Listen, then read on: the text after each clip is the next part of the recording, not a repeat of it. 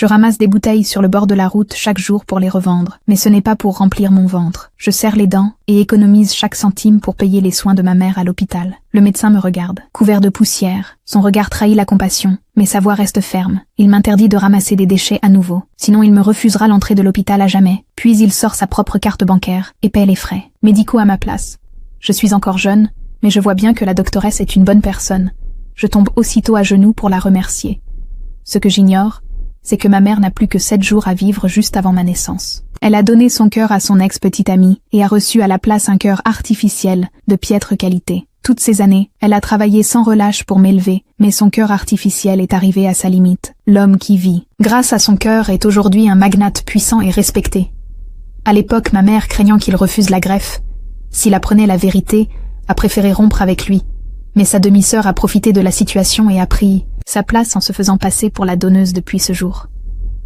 Cet homme croit que c'est la demi-sœur qui lui a sauvé la vie.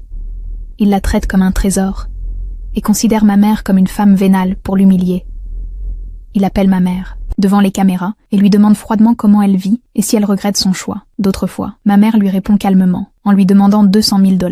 La doctoresse à côté reste stupéfaite. Elle ne comprend pas. Pourquoi ma mère ne révèle pas la vérité? Mais ma mère se contente de sourire. Elle sait que ses jours sont comptés et ne veut pas que cet homme vive avec la culpabilité. Mieux vaut que le secret reste à jamais enfoui, peut-être touché. Par un reste d'affection, il finit tout de même par lui virer la somme, ce qui lui permet d'acheter enfin les médicaments vitaux. Mais alors qu'elle se rend à la pharmacie, elle tombe nez à nez avec lui et sa nouvelle compagne pour éviter. La gêne, elle fait demi-tour, mais il la reconnaît aussitôt voyant la boîte de médicaments dans sa main. Il fronce les sourcils et lui demande ce qu'elle compte en faire. La demi-sœur prend peur et s'empresse d'intervenir prétextant que ce médicament est rare et très cher, et que ma mère veut le revendre pour se faire de l'argent. L'homme explose de colère, l'accuse d'être toujours aussi cupide et de voler même l'argent des malades. Face à ces calomnies, ma mère ne se défend pas. Elle dit simplement que ce médicament est vital pour elle. Mais il attrape la boîte, la jette au sol et l'écrase du pied, jurant qu'il préfère la détruire, plutôt que de la lui donner. Voyant cela, ma mère comprend qu'il est inutile d'expliquer, elle leur souhaite tout le bonheur du monde, et tourne le dos pour partir. Mais la demi-sœur en profite, et lui tend le pied pour la faire tomber.